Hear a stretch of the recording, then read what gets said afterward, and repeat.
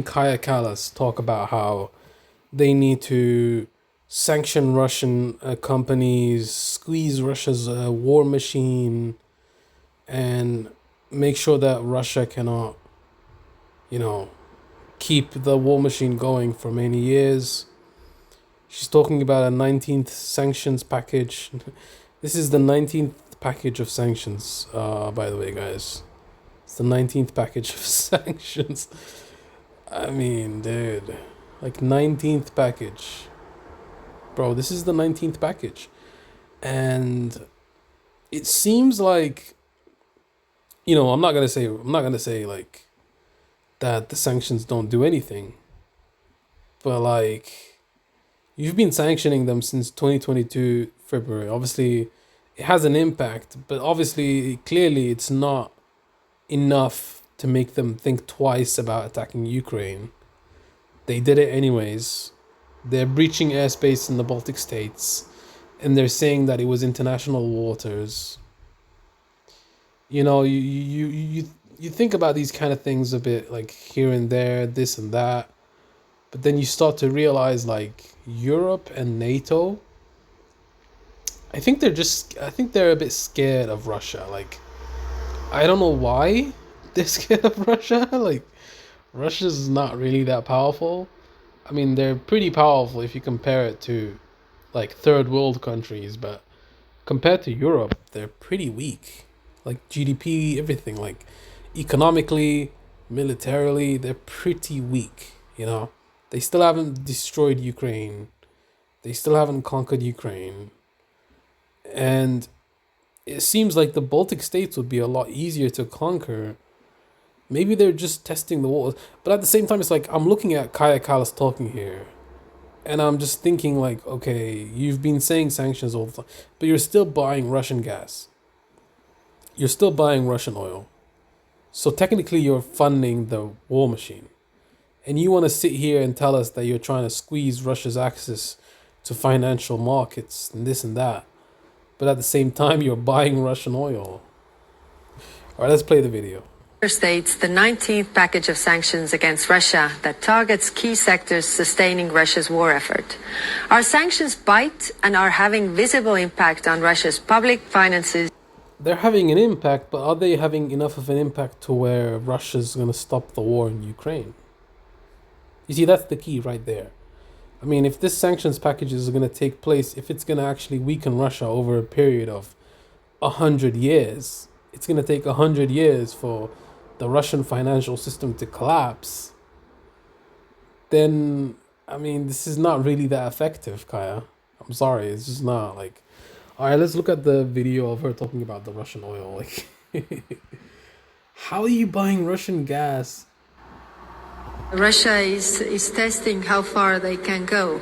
And we had very intensive discussions about the international situation and also regarding Russia's actions, really. And of course, our plea is also to the countries that have more close relationship with Russia is to really call them on stopping this. Of course, on our... And why would they do that? They're not part of NATO. Like, I don't think you understand...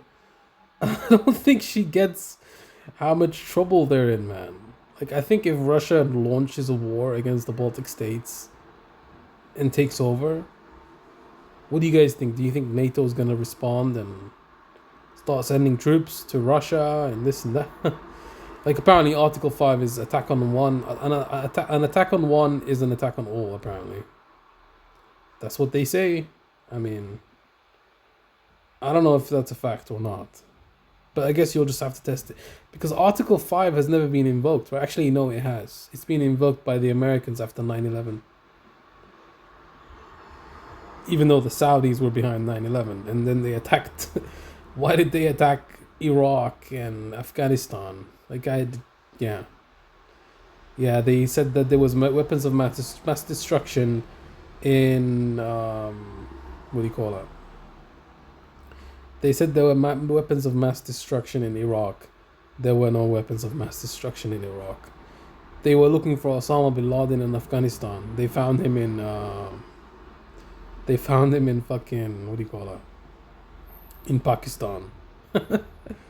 All right, keep playing, keep playing. Side, we see that we must show no weakness because you're showing weakness now. The day that you didn't show that you didn't enforce, like you didn't say no-fly zone over Ukraine or even Western Ukraine to protect your own airspace, you showed weakness because now Putin knows, okay, I can attack Ukraine, there will be no consequences. Not really, just sanctions and strongly worded letters. That's it. Obviously, the sanctions are comprehensive and they are having effect, but they're not comprehensive enough to where the Russians are willing to stop their aggression. Like, let's look at this video where she's talking about Russian gas, dude. Necessary, but it's very, very difficult. Enter the world of midnight. We've paid out over £500,000 to our customers last month with nothing but rapid withdrawals. Make the move to midnight. Bet £5, get £30. Subscribe now. EU debates. well, considering that I didn't think that we reached an agreement, then I think it's a success. So compared to, I mean, we had two choices, either to have a compromise and an agreement, or to have no agreement at all. So I think it's a success that we managed to agree on the oil embargo with conditions. And what comes next? Do you want to move to gas straight away? I think gas embargo is necessary, but it is very difficult. We see that every package is more difficult to agree because it also has impact on European countries. And I don't think we are there or close yet. And do you think any of this has any impact on Vladimir Putin? I understand you feel you have to do it, but is it changing his behavior? Is it having any impact on the war? It's having impact. It's not changing his behavior. Like, he's gonna continue doing what he's doing because the sanctions are not comprehensive enough. Otherwise, Putin wouldn't say to everybody, lift the sanctions. I will do this, lift the sanctions. Regarding the food security, for example, he wouldn't mention this if it wouldn't hurt. Okay. Thank you very much. Thank you. Thanks. Yeah, but there's still... Now, let's compare and contrast her response to Russia compared to her response to Israel. You guys probably already know what she's gonna say, blah blah blah.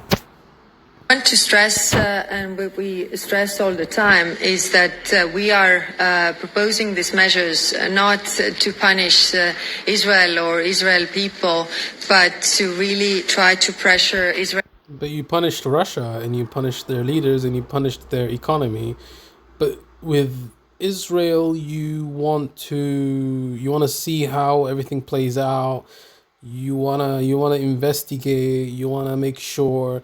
But when it comes to Russia, you wanna destroy them. But then when it comes to you see the contrast there. You see the contrast. Government to change course and to end the human suffering. Lady, they're committing a genocide right now. Strongly worded letters are not doing shit. Like, they're killing thousands and thousands of people.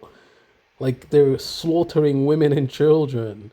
And you want to sit here and tell me, okay, what the fuck are you even talking about, man? In Gaza, so that's why the proposals that we have made are not really touching or somehow affecting the people so much as to put the pressure on Israeli government to change course. So it looks like they're not changing course, though. When logic bed. The speech of the president of the commission, where she proposed these points, and I think this shows how the situation has really changed. And you need to cripple Israel's war machine and stop sending weapons, you idiot. There's millions of lives on the line.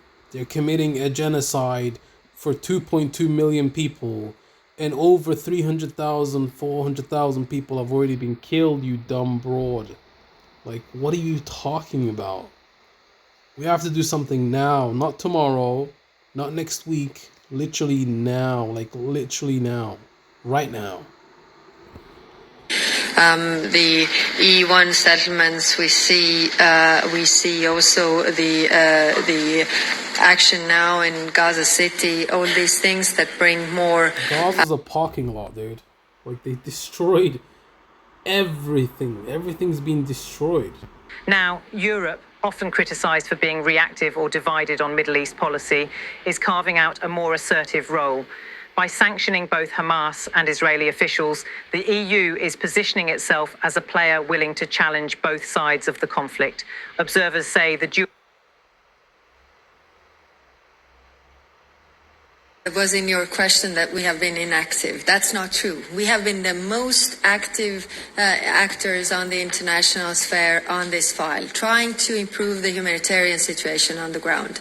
Really, day in and day out, working with what more can we do. Hundreds of thousands of people dead. Everything's been bombed. Millions of people displaced. Now they're attacking Gaza with a full frontal assault. And you're telling me you guys are doing something? You're sending weapons shipments to Israel. And you're trying to kill people. That's what you're doing. Like, you're complicit in the genocide. Personally, Kaja. You're complicit. Crazy, man. Yes, the proposal is now on the table to put more pressure on Israeli government derived from the State of the Union speech. And yes, it's true that the college has now proposed, but now it's up to the member states to discuss in the council, which is I'm done with this video, right?